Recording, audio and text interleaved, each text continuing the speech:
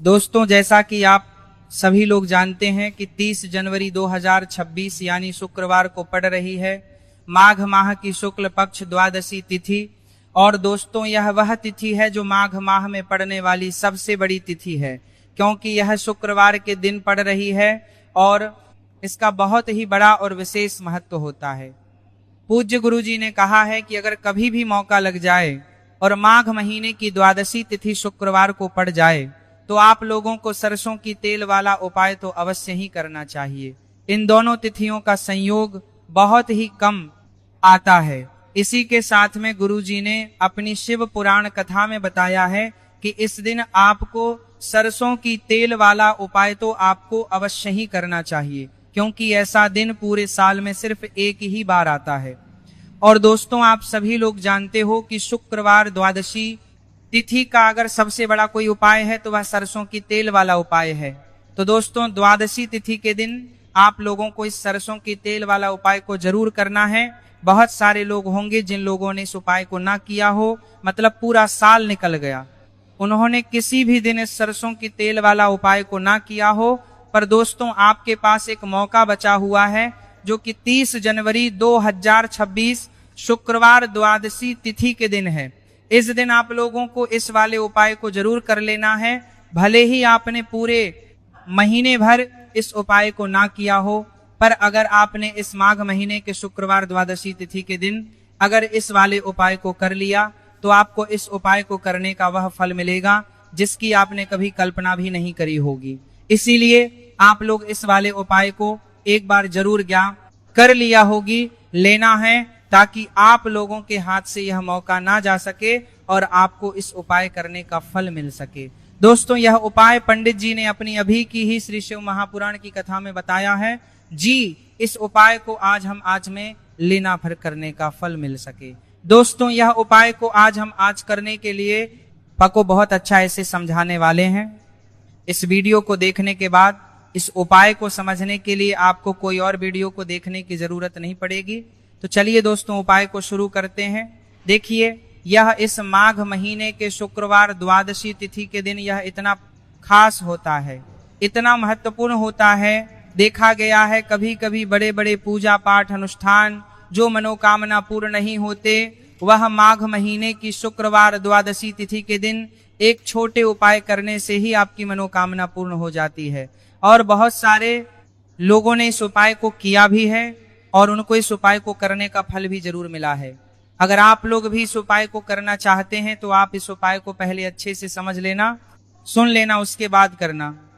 आपको इस उपाय का फल जरूर मिलेगा और इस उपाय को कर लेने से आपके घर में चाहे किसी भी प्रकार की दोहक और समस्या क्यों ना चल रही हो, आप उसका कारण भी नहीं पता है कि भाई यह समस्या किस कारण से चल रही है, उसका कुछ भी कारण हो सकता है, जैसे पितृदोष हो सकता है या किसी भी तरह का मंगल दोष भी हो सकता है।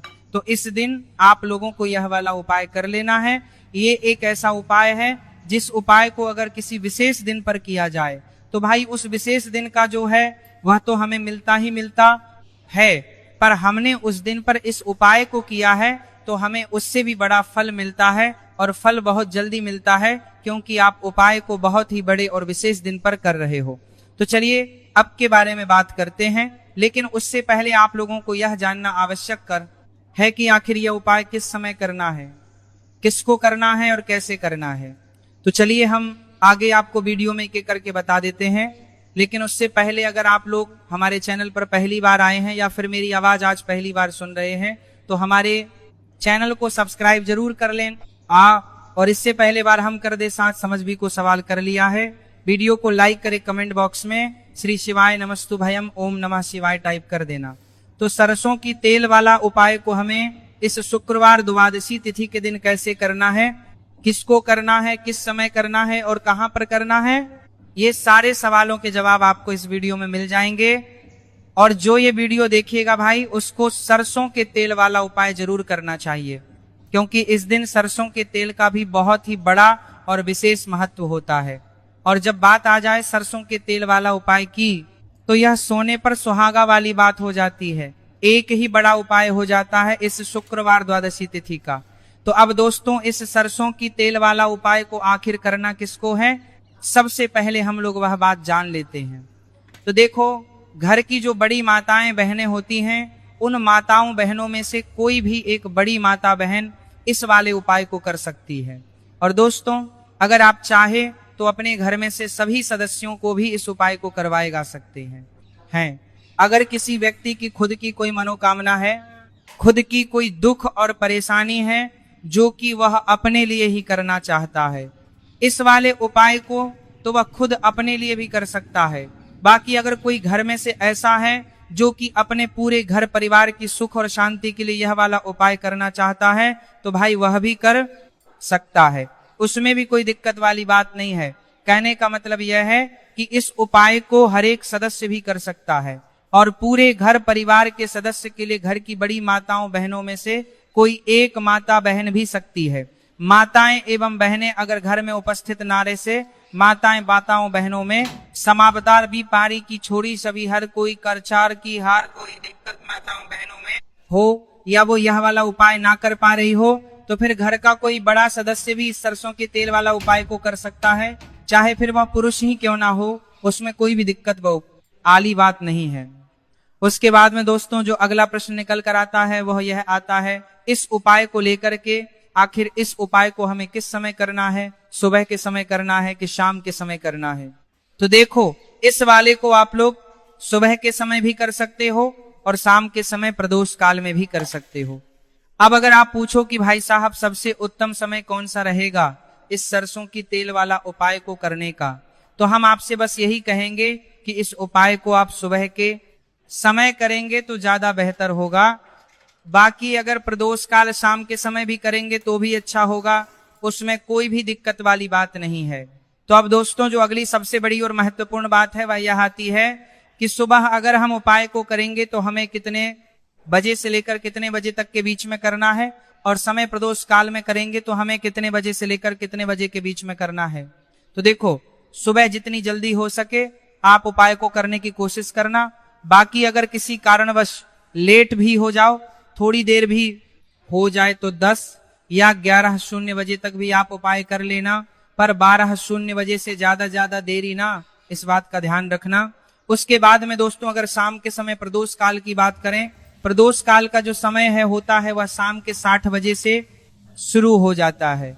मतलब शाम के 60 बजे से लेकर 70 बजे के बीच का जो समय होता है, यह समय प्रदोष काल का समय होता है।